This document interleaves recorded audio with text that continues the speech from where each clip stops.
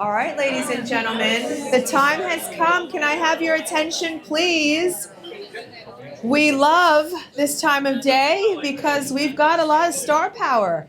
Please welcome former number 58 in the world from France, 23-year-old Arthur Cazaux.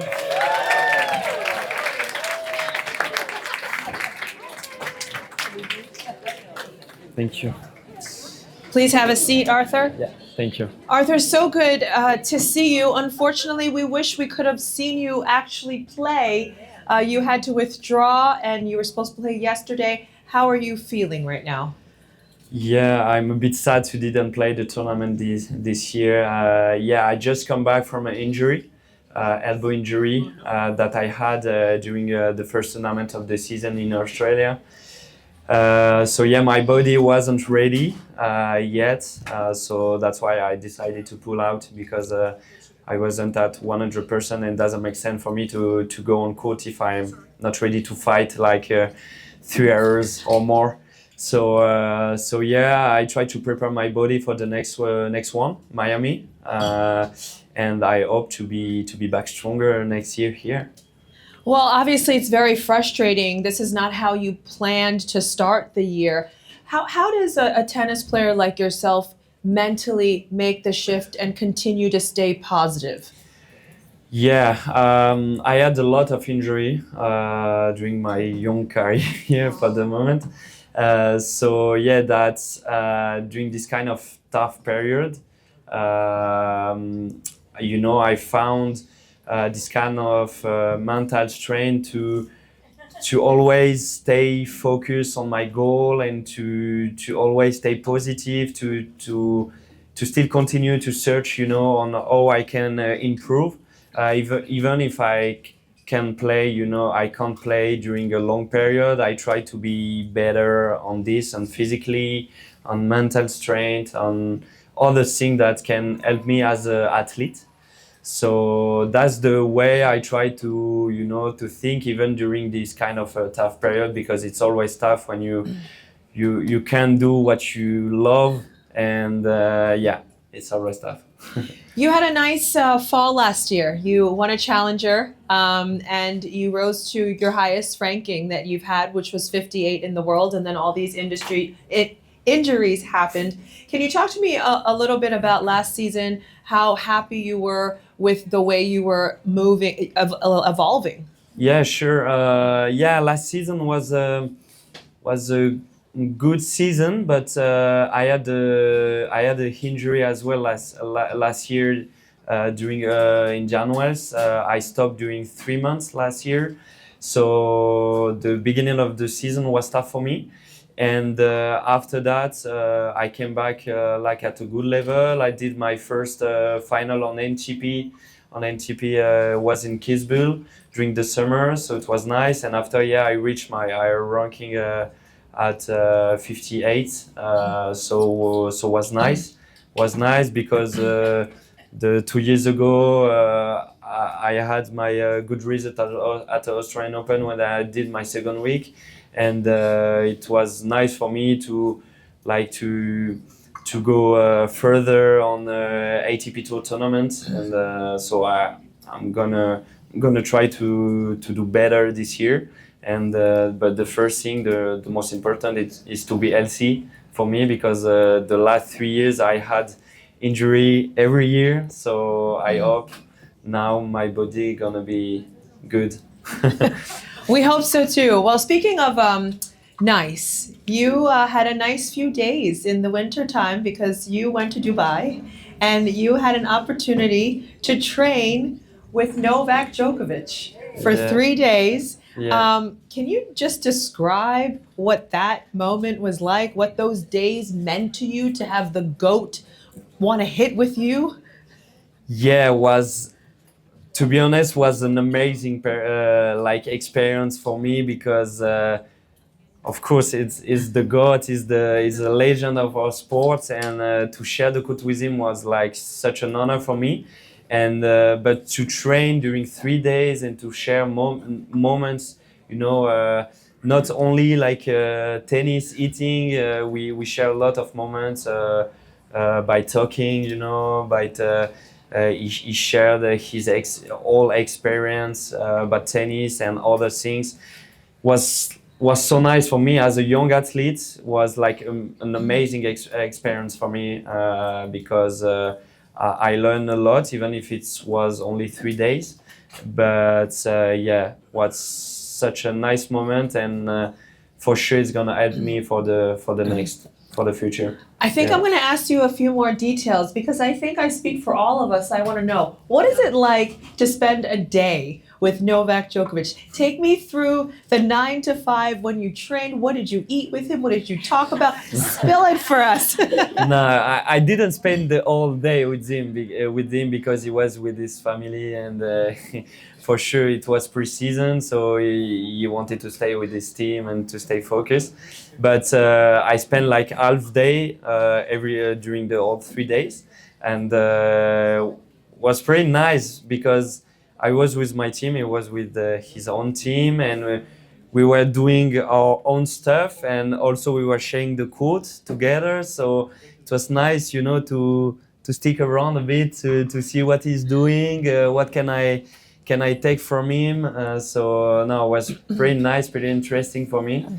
And yeah, what surprised me the most is even at 39 years old, the guy is like super focused, and the guy wants more. That's impressive because he's the GOAT. He won like 24 Grand Slam, and when you are sharing the court with him, you see like a guy who wants to do more, who wants to improve again. So that's pretty impressive, and that's why when I saw him reach the final of Australian Open, I wasn't surprised. I watched the final with my parents at home in France, and I said to them, I'm not surprised because the guy, when I was eating with him, the guy was like so focused, like he was 20 years old, and he wanted to be on top.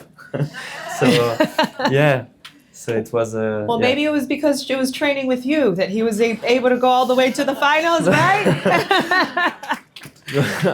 No, I can't say that. I can't say that. What was one thing that you learned the most from him that you took away from that experience?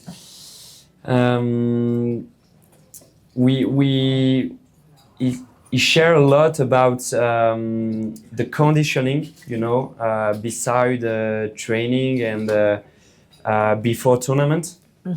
And he told me that for him it was really important to be in his own bubble, before tournament, even if he has to, to put a bit away family and all this stuff.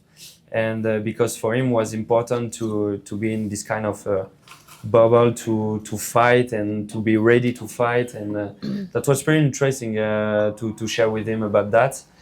Because it's something I try to be better to do, and it's not always easy, to stay focused during big tournament, during big event when you have like a lot of things around. So yeah, it was nice to share that with him. I have one more question for you, and then I would love for some of us fans to ask you a couple of questions as well. French players, you've got a lot of great ones, out there. You've got Rinderknecht, you've got Fils, Gaël Monfils. Of course, he's playing right now. Actually, yeah. He's down 5-4, but I'm obviously a fan favorite. You've got Mpeshi Perricard. What is it? How close are you with some of these players? And is there one French player that has been really inspiring to you? Yeah, sure. We always had like a lot of good French player. I think because we have a big federation that help us a lot. We always had tennis is our culture, in French culture. So that was also, I think we had a lot of French players coming every year. And we are pretty close with everyone because we spend a lot of time with all the French players at the French Federation, and we like to share with everyone. So we were pretty close. but the one who inspired me the most was Rafa. But if I have to choose one French player, I think I'm gonna pick Gaël Monfils, because for me he was such a showman, and what I like in tennis is that, to give some emotions to people who want to come to watch us, because tennis is not only a sport, it's a show. All the people want to go to see a tennis match because they want to feel something, even if they all love the sport, they want to feel something. Because for me, sports is like sharing emotion, between crowd and athletes, and that's what I like in sport, and that's what Gaël Monfils is doing well on court. Well, very well said. Thank you, Arthur. And before we let you go, I would love to open it up. We have a big crowd. Yes, Yeah, you raise your hand sure. first. Go for it. Yes. So thank you for being here today. I have a question for you. When you're on the court, the game is so mental. What do you do when you're on the court and you have to lock in and be focused? If things aren't going so well, but you have to shift gears. What do you do to change into that mode? Me, like I said before with Novak, I like to condition myself before the match. So I put music. I try to be in a fighter mode, and I try to keep that even during the match. And during the match, of course, you have up and down. During the whole match, you have a lot of things around. You have the conditions, the weather, the crowd, and you always have to stay focused. And me, I try to be always focused on myself or on the tactics, to to don't think about everything, all these things. So that's not easy, because even for me, because I have a head who can go everywhere. I know I'm from a generation who are a bit, but yeah, on court I have to be really focused, and that's something that's helped me to stay in in the zone, in my bubble, and to stay like a fighter, and to keep my mind focused on, okay, you are here to win the match, and to win the match it's point by point, hit by hit, and I try to be focused on it, and to repeat to myself, yeah. Great question. Yes. What's it like to play pro? What's it like to play pro? It's amazing. I can't complain, because when I was very young, it was my dream to compete as a professional tennis player, to compete on the ATP Tour. And I live my best life, traveling all around the world, do what I love. It's like such a dream, But yeah, I want to be on top, I was 58, but for me it's nothing. I want to be a better player, and for sure I'm living my best life. But I still have in my mind, to be on top one day. Yes. How much do you study your opponent before each match? Do you do films, or what do you do to prepare yourself for each opponent? That's a good question. With my coach, we like to talk about the tactics and my opponents just before the match. So the morning, the day of my match, like this, we can share what we saw, about my opponent, to put a tactic on it, and we're gonna talk maybe 20-30 minutes. It's not that long, and after we're gonna try to, maybe during the warm-up, to put some walks on it, the tennis warm-up, and yeah, that's all. So maybe 30 minutes, 1 hour. But the most work is my coach who do that. It's him who gonna watch a lot of video about my opponents, because me, I don't want to waste time, to watch a lot of matches or this kind of thing. But Yes. Yeah. Yeah, we actually watched your game like 5 months ago in Beijing when you Cool. were playing Jerry Sean, you know? Yeah. You playing in front of this huge Chinese crowd, like this beloved Chinese player, right? And you were down the first set pretty quickly. But how come you just like played so calmly, so like gracefully, and you ended up winning that match, right? So I was amazed by it. So I'm really curious, how do you handle yourself in those really tough moments while you are seeming like you're losing, but Yeah. how do you come back and won the game at the end? I remember very well this match because you know what? Because I was losing 6-0, 4-1. And at this moment, I was telling to myself, man, you're gonna be destroyed by by a Chinese people in front of a Chinese crowd. What a shame. But I was telling to myself, okay, try to be a bit better, to end the match a bit better, and yeah, to win. I was telling to myself to win like one more games, two more games. And I don't know when I won this game at 4-1 because I was losing 15-40 on my serve. So he had like two balls to double break me, and I won this game. I said, okay, try to fight. Do your best. You are not in your best day. Everyone saw it, but do your best, and we will see. And I broke him. And after I went to 4-all, 5-all, and I won the set 7-6. I said, okay, 1-set-all.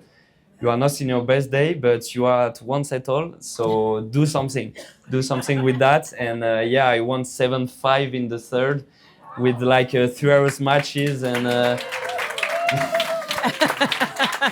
It was a terrible day for me. Don't clap that.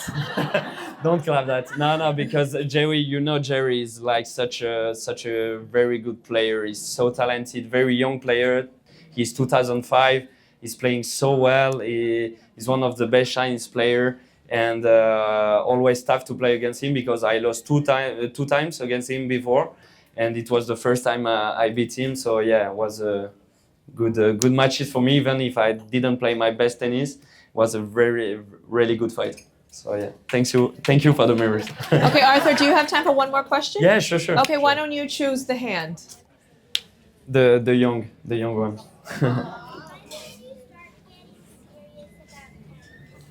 Nice question. When did I start to be serious about tennis? I think it was when I turned 14. Because it's at this time I decided to study school at home to give me more time to practice. So I was studying at home with my mom, and I was training twice a day at this time. And at this moment, I said to myself, okay, I want to be professional. I want to give everything for tennis to try to be like the best I can. And yeah, it was at this moment my mind was like more focused on tennis, and it was not only a dream, it was a goal. No, yeah. So, good luck. Well, Arthur, this was a delightful conversation. Thank you pleasure. so much My for pleasure. stopping by here. Look at all your fans. I'm sure you have some new fans as Yeah. well. Thank you. Thank you very We much. wish you the best of luck the rest of the season. Thank Ladies you. and gentlemen, Arthur Cazaux. Thank you.